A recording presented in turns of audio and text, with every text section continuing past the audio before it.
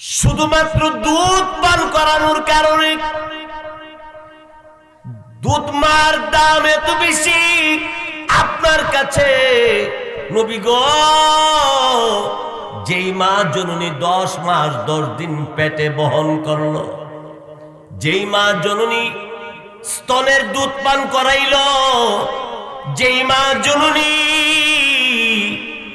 আমার প্রস্রাব পায়খানা মেতরণী হইয়া সাফ করলো, পরিষ্কার করলো, শক্ত খাবার চাবাইয়া চাবাইয়া নরম করে আমার মুখে দিত, মা না খাইয়া আমারই খাওয়াইতো।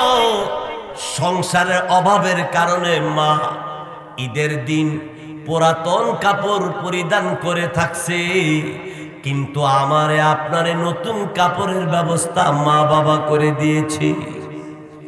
সেই মা জননীকে কষ্ট দিলে আল্লাহ রাব্বুল আলামিন আরশ আজিম কাঁপতে থাকে। সাবধান সাবধান আমার ভাইরা বন্ধুরা আমার, কোনদিন মাকে বাবাকে কষ্ট দিবেন না। মার পাশে দাঁড়াইয়া মধু মাখা আদর মাখা ভালোবাসা দিয়া ডাক দিবেন, যা পারেন তা দিবেন, কিন্তু মনটারে খুশি রাখিয়া দিয়ে। আমার ভাইরা বন্ধুরা আমার, সাহাবীরা জিজ্ঞাসা করলি ইয়া রাসূলুল্লাহ 10 মাস 10 দিন যেই মা পেটে আমারে বহন করলো, আমার ভাইরা বন্ধুরা আমার সাহাবীরা নবীজিকে জিজ্ঞাসা করার পরে আমার নবী বললেন, সাহাবীরা মার খেদমত করবা।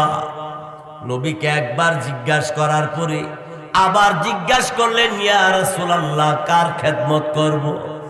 নবী বললেন, আম্মার খেদমত করবা।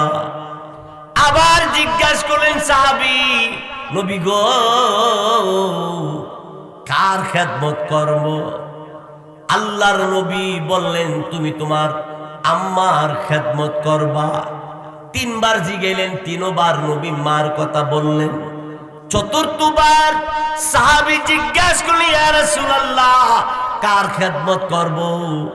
4th বার আল্লাহ নবী বললেন, তোমার আব্বার খেদমত করবা। আব্বার কথা 1 বার বলেছে, মার কথা আল্লাহর নবী 3 বার বলেছে। এর অর্থ হলো বাপ তোমাকে পেটে ধারণ করে নাই, বাপ তোমার দুধ পান করে নাই, বাপ তোমার প্রস্রাব পায়খানা পরিষ্কার মা যেভাবে করেছে বাপ এর 1 ভাগও করে নাই। আল্লাহু আকবার, আল্লাহু আকবার। মা জননী রাত গভীরে বাপ ঘুমায়, কিন্তু তোমার আমার মা ঘুমাইছে না।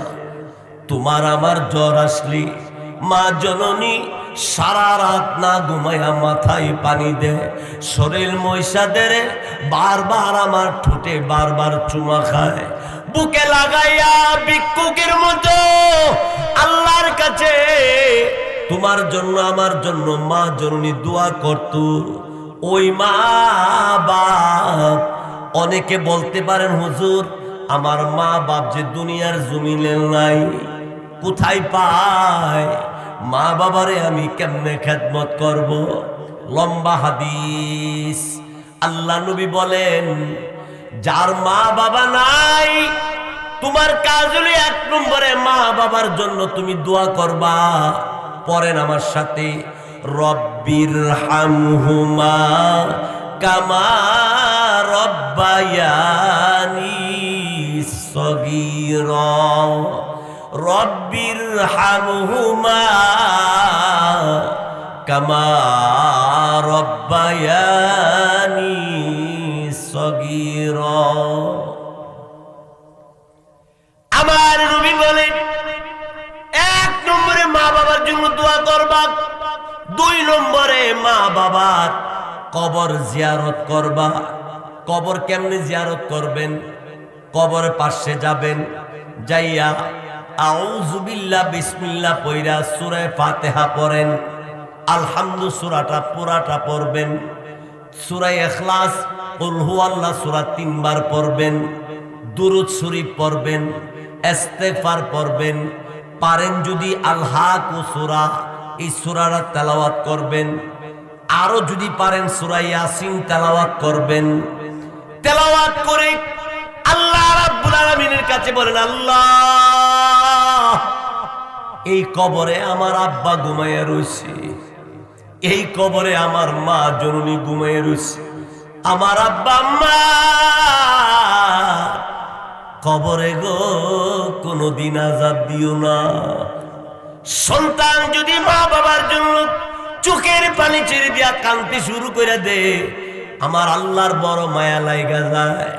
আল্লাহ ফেরেশতারে ডাক দে, বলে ফেরেশতারা আমার বান্দা বান্দি দুনিয়া থেকে বিদায় হইয়া কবরে তার সন্তান আমি আল্লাহ রাব্বুল আলামিনের কাছে দোয়া করতে আছি, কোরআন তেলাওয়াতের মাধ্যমে দুরূদ ইস্তিগফারের মাধ্যমে আমার বান্দাটা আমার জন্য দোয়া করতেছি, আমার কাছে দোয়া করতেছি, আমি যেন তার আব্বা আম্মারে মাফ কইরা দেই। ফেরেশতারা রে আমার এই বান্দার মা বাবার কবরটারে জান্নাতের বাগিচা বানায়া দে। জোরে বলি আল্লাহু আকবার, আল্লাহু আকবার। আমার ভাইয়েরা, আমার বন্ধুরা, আমার এই জন্য মা বাবার খেদমত করেন, আল্লাহর ইবাদত করেন। রাত হয়ে গেছে, আপনারা দীর্ঘ সময় লম্বা আলোচনা শুনছেন। আল্লাহ তাআলা আমাদের সবাইকে এই কথাবার্তাগুলোর উপর আমল করার তৌফিক দান করুক, বলেন আমিন। কথা তো 8টা ছিল, এই 8টা কথার 2টা কথা বললাম, আরো 6টা কথা আছে, 6টা কথার শুধু শুধু তর্জমাটা বলি। আল্লাহ বলেন ওয়াজিল কুরবা, 3 নম্বর, অর্থাৎ নিকটতম আত্মীয় স্বজনের হক আদায় করো, মা বাবার হক আদায় করো, ভাই বোনের হক আদায় করো, প্রতিবেশীর হক আদায় করো, যে পাওনা তারে পাওনা আদায় কইরা দাও। ওয়াল ইয়াতামা, 4 নম্বরে আল্লাহ বলেন এতিমের হক মাইরো না, এতিমের হক জোরপূর্বক খাইও না, এতিমের হকের উপরে হামলা দিও না, এতিমের মাল জোর দখল করে বুক কইরো না। এতিমের প্রতি ভালোবাসা রাখো, এতিমের প্রতি যারা ভালোবাসা রাখবে আল্লাহ নবী বলেন এই লোকটা আমার সাথে জান্নাতে থাকবে। ওয়াল মাসাকিন, 5 নম্বর আল্লাহ বলেন অসহায় যারা, দরিদ্র যারা, মিসকিন, অর্থাৎ একবেলা খাবার আছে আরেক বেলা খাবারের জোগাড় নাই, এদেরকে মিসকিন বলা হয়। ওই মিসকিনদের খানা দিতে, এদের খবর নিতে তুমি সামনে বাড়ো, সামনে থাকো, তাদের খবর নাও, তাদের হক আদায় করো। ওয়াকুলু লিন্নাসি হুসনা, 6 নম্বরে আল্লাহ পাক বলেন সবার সাথে সুন্দর ব্যবহার করো, অর্থাৎ যার অন্যায় তার বিচার করো, যার অন্যায় হয় নাই তার উপরে জুলুম করবা না, এটাই তোমার ন্যায় বিচার, এটাই তোমার সুন্দর ব্যবহার। অর্থাৎ অন্যায়কারীর বিচার হবে, অন্যায় যে করে নাই তার উপরে তুমি জোর জুলামত করবা না। যদি করো আল্লাহ তাআলা তোমার কাল কিয়ামতের ময়দানে তোমার উপরে আল্লাহ তাআলা এমন কঠিন শাস্তির ব্যবস্থা করবে, কেউ ফিরাইতে পারবে না। ওয়াকিমুস সালাহ, 7 নম্বরে আল্লাহ বলেন নামাজ কায়েম করো। নামাজের কায়েমের ব্যাখ্যা কি? রাসূল বলেন সল্লু কামা রাআইতুমুনি উসাল্লি। রাসূল বলেন আমাকে যেমনে নামাজ পড়তে দেখেছো সেইভাবে তোমরা নামাজটা পড়ো।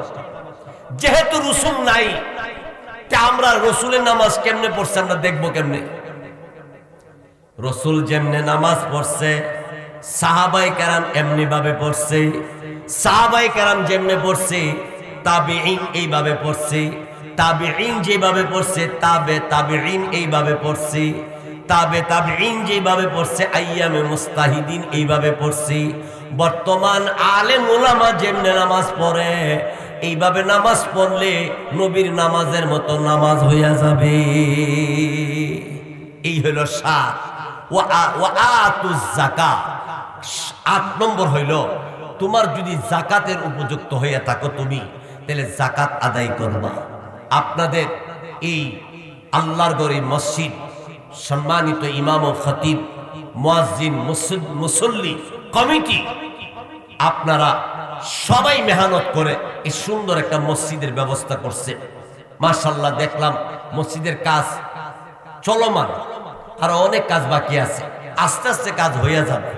মসজিদটার জন্য কি আপনাদের কারো পক্ষ থেকে কিছু আল্লাহর হস্তে আল্লাহর মসজিদের জন্য মা বাবার নামে দিবেন? কেউ আছে? বলো হুজুর আমি ২০,০০০